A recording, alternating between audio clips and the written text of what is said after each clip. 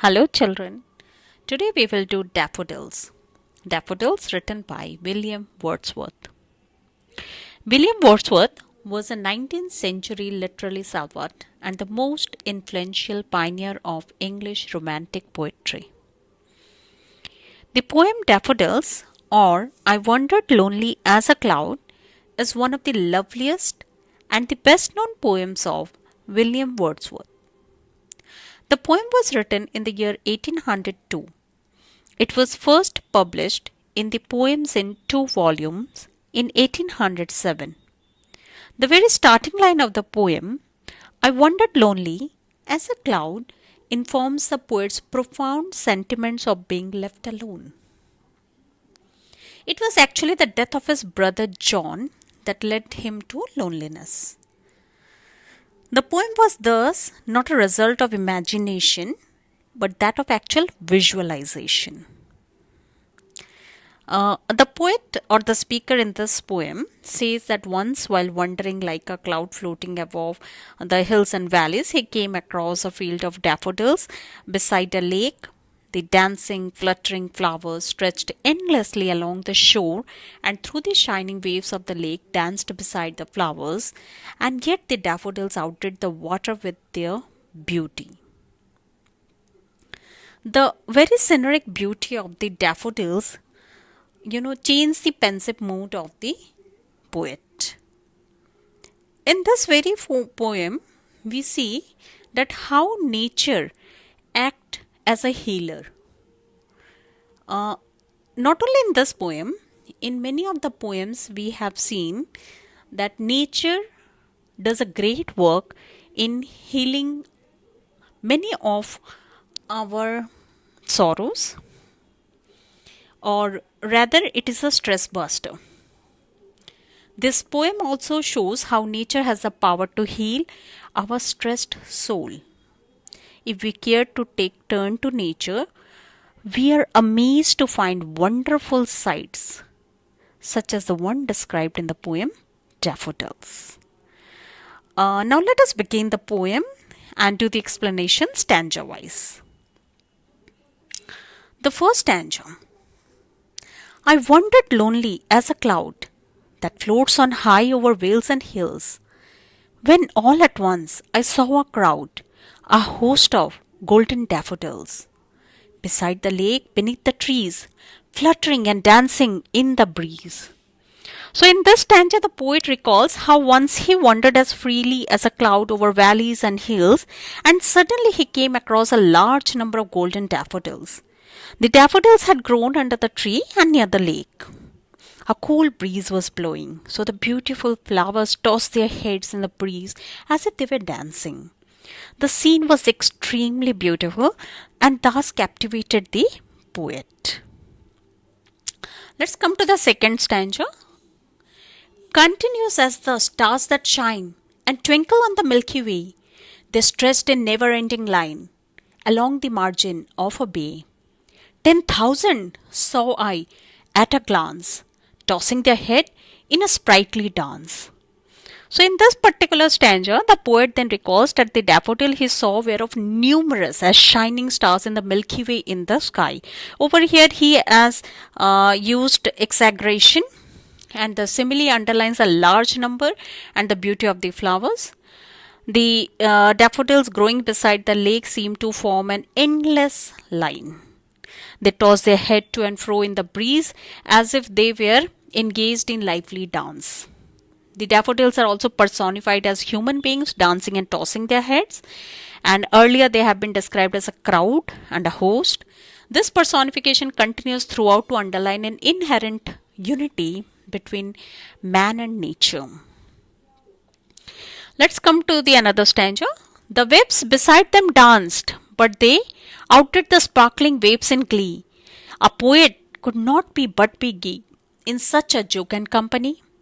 I gazed and gazed, but little thought what wealth the show to me had brought.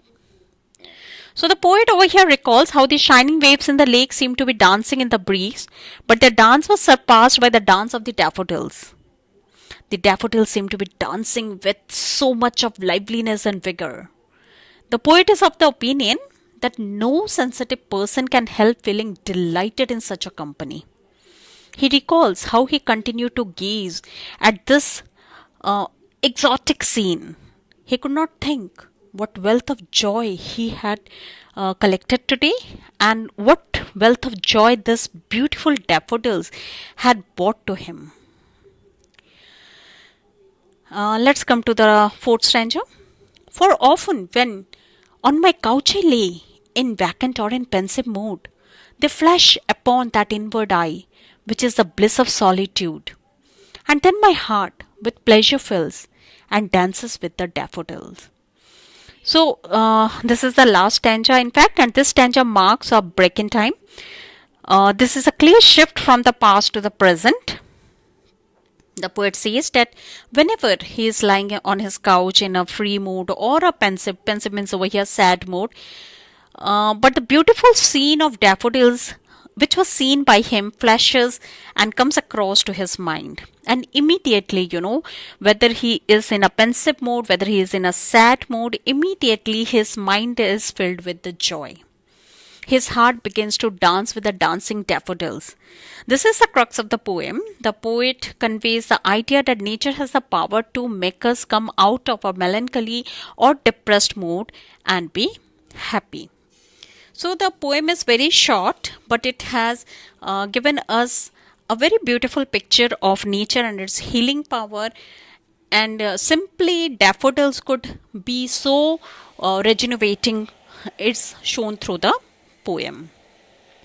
The poet has also used different figure of speech like alliteration, personification, similes. As for example, personification in order to convey an inherent unity between man and nature, Wordsworth compares himself to a cloud in the very first line, which is an object of nature, while he humanizes the daffodils by using the words a crowd, a host for them. Even they're dancing, tossing their head. Again, many similes has been used. Like the poet compares his idle wandering to that of a cloud over hills and valleys. Then he compares the beauty of the daffodils with the twinkling stars in the sky. He also compares the dance of the daffodils with that of the waves in the lake to pinpoint the superiority of the daffodils in their livelihood. There is also alliteration, like I gazed and gazed. There is an inversion for often when on my couch I lie. And again, 10,000 saw I at a time. This is also exaggeration or hyperbole.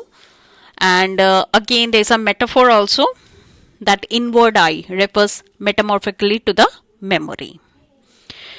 So apart from this, let us now go to the critical appreciation or the critical analysis of the poem. So in this poem, which reads like a piece of memory, etched deep in the poet's heart, praises the beauty of the daffodils, which leaves a lasting impression on him. Divided into 4 stanzas, the poem deals with the subject of nature as well as memory, which were close to his heart of all the romantic poets. The style of poetic expression as well as the diction employed by Wordsworth is easy and uncomplicated, bearing a kind of musical elegance. The 4 6-line stanzas of this poem follow a quatrain couplet. Rhyming scheme is ABA and BCC. Each line is metered in a tetrameter.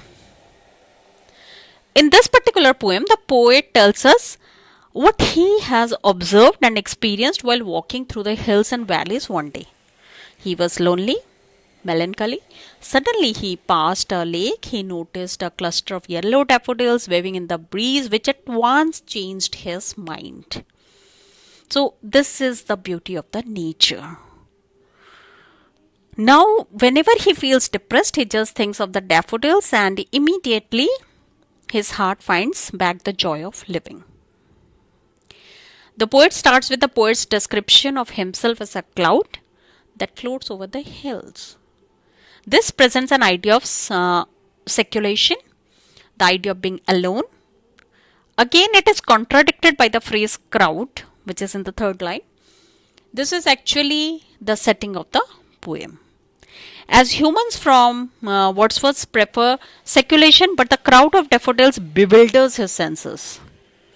The feeling of ecstasy suddenly makes a dive. The plot is extremely simple, depicting the poet's wandering and his discovery of a field of daffodils by a lake, the memory of which pleases him and comforts him whenever he is lonely, bored, or restless, or melancholy, whatever it is.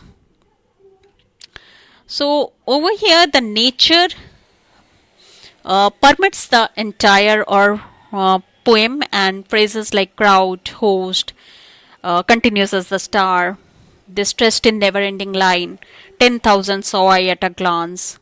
All this present deep implication of nature's extensiveness. Daffodil, an everyday found flower, has been portrayed in a magical verses and blended with transcendental romanticism that leaves an everlasting mark in the minds of the readers of the poem. So, in fact, this is a beautiful poem. Thank you.